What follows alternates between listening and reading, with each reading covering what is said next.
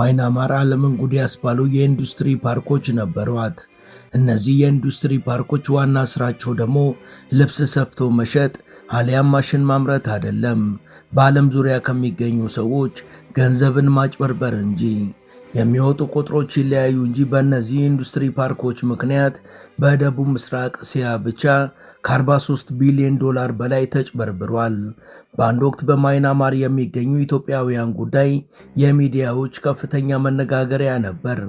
ለተሻለ ስራና ህይወት ፍለጋ ወደ ታይላንድ የተጓዙ ኢትዮጵያውያኖችም መዳረሻቸው እርስ በርስ ጦርነት የምትታመሰው ማይናማር ነበረች።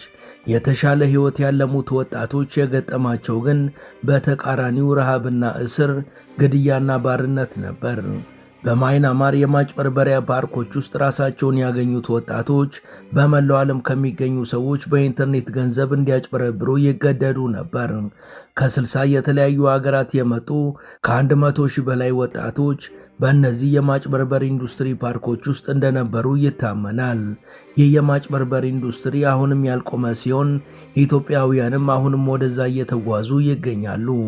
በፊት ለደላላዎች እስከ 500 ሺህ ብር ድረስ የሚከፈልበት የነበረው ይህ ሥራ አሁን የሚደፍረው በመጥፋቱ ዋጋው በእጅጉ ቀንሷል።